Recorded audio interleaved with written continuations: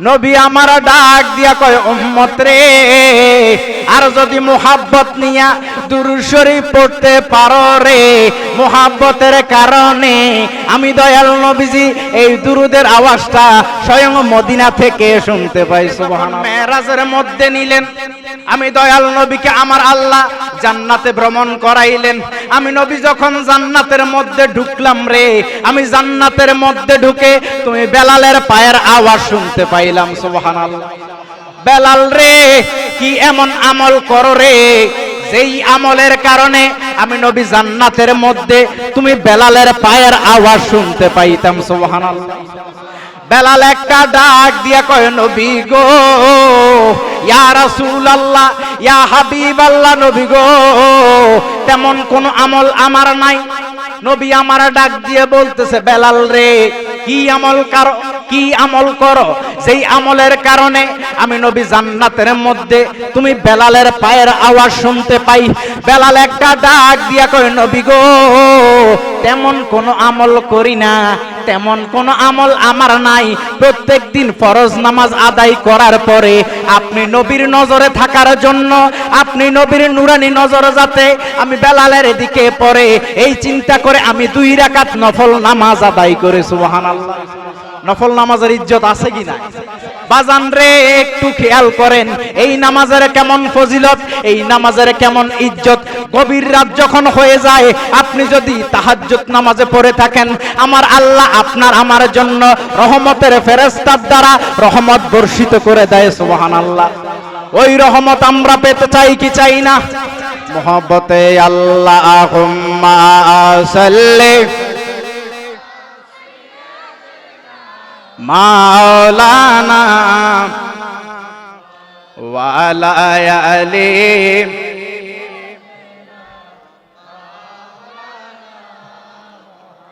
এ নবীকে মানিলে আল্লাহ মানা হয়।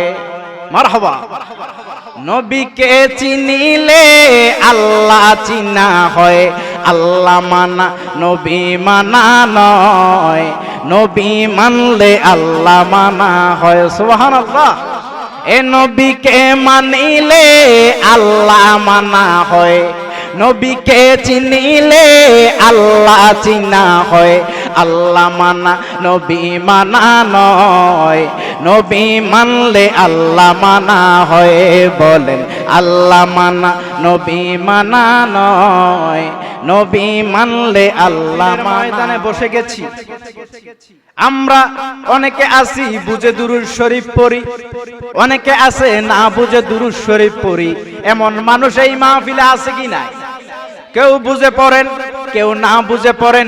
আমার নবী একটা ডাক দিয়া কয় উম্মত রে, ইরে আমি নবীর পাগল উম্মতেরা, বুঝে এবং না বুঝে দুরূদ শরীফ পড়লে এই দুরুদের আওয়াজটা ফেরেশতার মাধ্যমে আমি নবীর কাছে পৌঁছানো হয়। সুবহানাল্লাহ।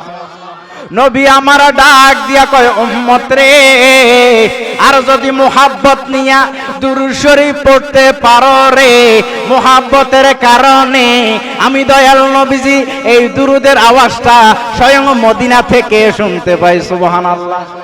মুহাব্বতে দুরূদ শরীফ পড়ার দরকার আছে কি নাই? যেই দুরুদে আমার দয়াল নবীজি নিজ কান দ্বারা শুনতে পায়, আমরা ওই দুরূদ শরীফ পড়তে চাই কি চাই না? এ দুরুদ পড়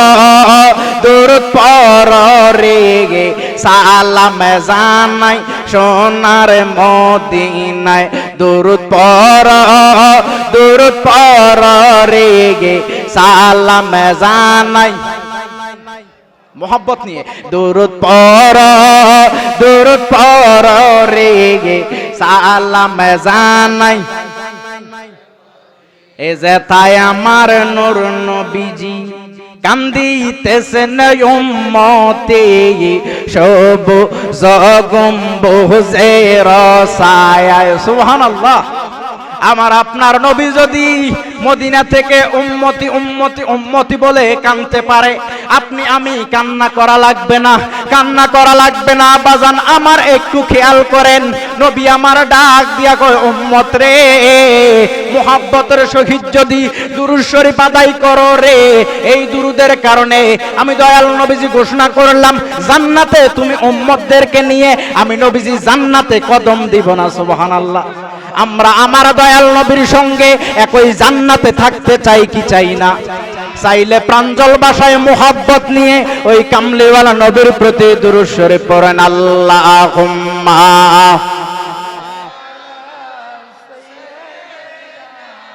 মাওলানা ওয়া আলা আলি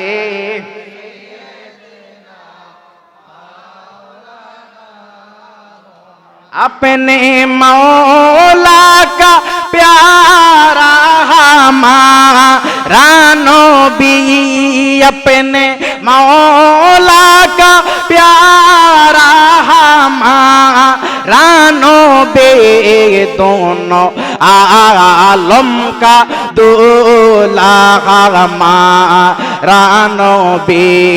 अल्लाहुम्मा सल्ली माशाअल्लाह मरहबा मौलाना वाला आले।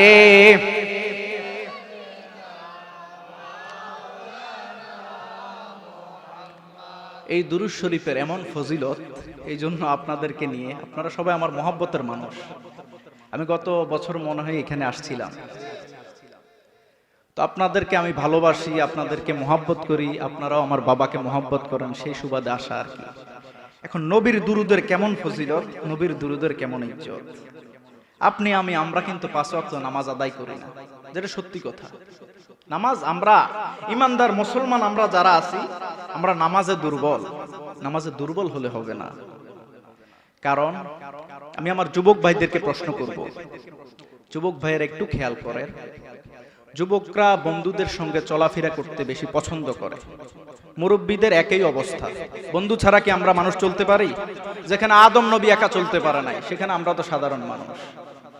আদম নবী একা চলতে পারে নাই, আমরা সাধারণ মানুষ। আমি আমার যুবক ভাইদেরকে বলবো, আমাদের প্রত্যেকের বন্ধু আছে কি নাই? আমাদের প্রত্যেকের বন্ধু আছে। বন্ধু আপনার মোবাইলে যখন কল করে, আপনি তার কল রিসিভ করতে না পারলে দেখার সঙ্গে সঙ্গে তার কল ব্যাক করে দেন। কথা বলেন ঠিক কিনা? বন্ধু আপনাকে কল করেছে, আপনি রিসিভ করতে পারেন নাই, দেখার সঙ্গে সঙ্গে তার কল আমরা ব্যাক করে থাকি। কিন্তু আমার আল্লাহ পাক রাব্বুল আলামিন আমাকে আপনাকে প্রত্যেকদিন মুয়াজ্জিনের মাধ্যমে যে 5 বার ডাকতেছে, কয়বার ওই আল্লাহর ডাকে সাড়া দিবেন? ওই কবরে গেলে যদি প্রশ্ন করা হয়, আমি আল্লাহ তুই বান্দাকে দৈনিক যে 5 বার ডাকলাম, কয়বার আমি আল্লাহর ডাকে সাড়া দিছত রে বান্দা? আমরা তো আল্লাহর ডাকে সাড়া দেই না। যেই বন্ধু আপনার কবরে যাবে না, যেই বন্ধু আপনার হাসরে উঠবে না, আপনি যদি অসুস্থ হয়ে পড়েন, 1 দিন 2 দিন 3 দিন, চতুর্থ দিন ওই বন্ধু আপনার খবর নিবে না। আপনি যখন অসুস্থ হবেন তখন এটা আপনি বুঝতে পারবেন। বাজান রে, একটু খেয়াল করেন, ওই আল্লাহ কেমন দয়াবান, ওই আল্লাহ কেমন মেহেরবান। আপনি আমি 5 ওয়াক্ত নামাজ আমরা কেউ আদায় করি না, হয়তো 1 ওয়াক্ত পড়ি, না হয় 2 ওয়াক্ত পড়ি, 5 ওয়াক্ত নামাজ আমরা পড়ি না। কিন্তু আমার আল্লাহ পাক রাব্বুল আলামিন এমন দয়াবান, এমন মেহেরবান রে, আপনি আমি নামাজ পড়ি না, কিন্তু আমার আল্লাহ পাক রাব্বুল আলামিন এক বেলা খাবার তো বন্ধ করে দেয় নাই। কথা বলেন ঠিক কিনা? ওই আল্লাহর চাইতে দয়াবান মেহেরবান কেউ হইতে পারে না। কিভাবে হবে? কারণ আমাকে আপনাকে দুনিয়ার কোন মানুষ সৃষ্টি করে নাই, সৃষ্টি করেছে তো একমাত্র আমার আল্লাহ। কথা বলেন ঠিক কিনা? এই জন্য বান্দার চাইতে বান্দার প্রতি আমার আল্লাহর মুহাব্বত বেশি। আমরা প্রত্যেকে গুনাহগার, গুনাহ মাফ হোক এটা আমরা প্রত্যেকে চাই কি চাই না? আছি গো ডুবে আমি পাপেরই সাগরে। আমাদের গুনাহ আছে কি নাই? এই মাহফিলে, আজকে এই মাহফিলের কারণে আমাদের কলবের গুনাহ মরে যাক, এটা আমরা চাই কি চাই না? চাইলে জবানটা ছেড়ে দিয়ে ওই আল্লাহর কাছে মাথা নত করেন। আমরা মাথা নত করব কার কাছে? দুনিয়ার কারো কাছে? এই জন্য জবানটা ছেড়ে দিই। আছি গো ডুবে আমি পাপেরই সাগরে, যেই গুনাহ আপনার মা দেখে না, যেই গুনাহ আপনার বন্ধু দেখে না, যেই গুনাহ আপনার বাবা দেখে না, ওই গুনাহ আমার আল্লাহ পাক রব্বুল আলামিন দেখে কি দেখে না? এই জন্য গুনার কথা স্মরণ করে জবানটা ছেড়ে দিয়ে প্রত্যেকে বলেন, আছি গো ডুবে আমি পাপেরই সাগরে, না জানি কি হবে কবরে হাসরে, নবীজির সুপারিশ বিনে, নবীজির সুপারিশ বিনে কেমনে হব পার কবরে হাসরে, কি হবে আমার? ওই কবরে আপনাকে আমাকে অনন্তকাল অসীমকাল পড়ে থাকতে হবে। ওই কবরের কথা স্মরণ করে যদি আমার আল্লাহর দরবারে গুনার কথা স্মরণ করেন রে, হয়তো আমার আল্লাহ পাক রব্বুল আলামিন, আমরা তো মানুষের চেহারা দেখি, আল্লাহ তো চেহারা দেখবে না, চেহারা দেখবে না। আমার আল্লাহ তো আমাদের প্রত্যেকের অন্তর দেখে, কথা বলেন ঠিক কিনা? এই জন্য গুনার কথা স্মরণ করে জবানটা ছেড়ে দিয়ে আছি গো ডুবে আমি পাপেরই সাগরে, না জানি কি হবে কবরে হাসরে, নবীজির সুপারিশ বিনে, নবীজির সুপারিশ বিনে কেমনে হব পার কবরে হাসরে, কবরে হাসরে। এ মুসিবতে না পাই যদি, মুসিবতে না পাই যদি করুণা তোমার কবরে হাসরে, মহব্বতে কবরে হাসরে। প্রত্যেকে জবান খুলে বলেন আলহামদুলিল্লাহ।